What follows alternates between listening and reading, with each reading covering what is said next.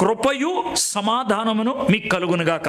మనం ఇలాంటి వచనాలు చదివినప్పుడు మహా అయితే ఈ వచనం చదవటానికి 20 నుంచి 25 సెకండ్ల కంటే ఎక్కువ పట్టదు. తర్వాత దాన్ని మర్చిపోవడానికి మహా అయితే 12 కంటే ఎక్కువ సెకండ్లు పట్టదు. కానీ ఇదే వచనాన్ని ఓ పావుగంట చదివితే జీవితాంతం గుర్తుంటుంది. కృపయు సమాధానమును మీకు కలుగును గాక అని ఎందుకు అన్నాడు? ముందెందుకు కృప పెట్టాడు, తర్వాత ఎందుకు సమాధానం పెట్టాడు? ఇంతకీ కృప అంటే ఏంటి? కృప అని దేన్ని అంటాం? మన ఇంట్లో దొంగడు పడ్డాడు అనుకోండి, నాకు మెలకు వచ్చింది, దొంగతనం జరుగుతున్నప్పుడు మెలకు వచ్చింది. మెలకు రంగాన మనం చేసే పని అంటే ఆయన పట్టుకుంటాం, వీలైతే చోరు చోరు అని అరుస్తాం, తర్వాత 4 వేస్తాం. తర్వాత రోడ్డు మీద వెళ్ళే ప్రతి వాడు వచ్చి ఆయన కొడతాడు. ఇది జరిగే పని. వాడికి ఏం చేయాలో అర్థం కాక ఆడు దండం పెట్టి ఏమంటాడంటే, మాఫ్ కరో, నేను ఇంకా మళ్ళీ ఎప్పుడు రాను, నన్ను క్షమించి వదిలేయండి అంటాడు.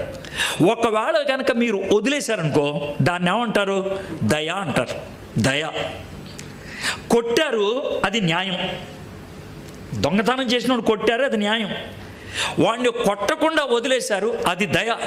వెళ్ళిపోయేవాడిని రాయ్ ఇట్రారా అని పిలిచి ఆడికో 50 రూపాయలు ఇస్తే అది కృప. ఇప్పుడు మీకు అర్థమైంది కదా? కొట్టాల్సిన వాడిని కొడితే న్యాయం, కొట్టకపోతే దయ. వాడిని కొట్టడం మానేసి వాడికి బహుమానం ఇస్తే అది కృప. దేవుడు మన మీద చూపించింది న్యాయం కాదు. చాలామంది ప్రభువా న్యాయం తీర్చు అని అంటారు. ఆయన సీన్లోకి వచ్చి నేను న్యాయం తీరుస్తా, నువ్వు అసలు భూమి మీద ఉండకూడదంటే ఏమంటావు? ఎప్పుడు దేవుడిని న్యాయం అడగొద్దండి, ఎప్పుడు అడగకూడదు, ఎప్పుడు అడగకూడదు. దేవుణ్ణి ఎప్పుడు అడిగినా కృపే అడగండి. న్యాయం అడిగితే మనలో ఎవడు బతుకుతాడండి? మన మీద పెద్ద పోటుగాళ్ళలాగా ప్రభా న్యాయం తెచ్చవా అని అంటే ఇదేమన్నా పార్లమెంట్ అనుకున్నాం, లేకపోతే ఎమ్మెల్యే గారి ఇంటి బయట, కలెక్టర్ గారి ఇంటి బయట ఇంటికలాబ్ అన్నారటం అనుకున్నాం. పనిచేయదు. దేవుడి దగ్గరికి ఎప్పుడు వెళ్ళినా కూడా కాళ్ళు పట్టుకోవడానికి వెళ్ళాలి కానీ చొక్కా పట్టుకోవడానికి వెళ్ళకూడదు. న్యాయం అన్నామంటే చొక్కా పట్టుకుంటున్నాం అని అర్థం, కృప అని అడిగామంటే కాళ్ళు పట్టుకుంటున్నాం అని అర్థం. అర్థమైందా? దేవుడు న్యాయం మన పట్ల చూపిస్తే మనం ఎవడో బతకలేం. కీర్తనకారుడు అంటాడు, నువ్వు మాలో న్యాయాన్ని చూడటానికి ప్రయత్నం చేస్తే మాలో ఎవడు నిలుస్తాడు ప్రభా అని. న్యాయం వద్దు. దేవుడిని దయ అడిగామనుకో, దేవుడు దయ చూపిస్తాడు. దయ చూపిస్తాడు తలనొప్పి.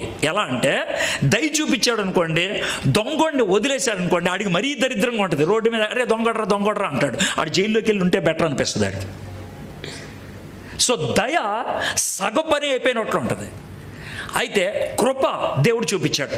మనల్ని కొట్టలేదు, నరకంలో పంపించలేదు, రోడ్డు మీద వదిలేదు.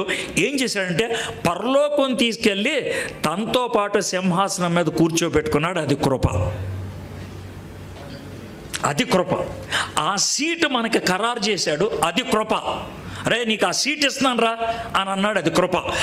ఆ కృప ఎప్పుడైతే మన మీద ఉందని అర్థం చేసుకుంటామో మనలో ఏమొస్తుంది తెలుసా? అమ్మయ్యా అనే సమాధానం వస్తుంది.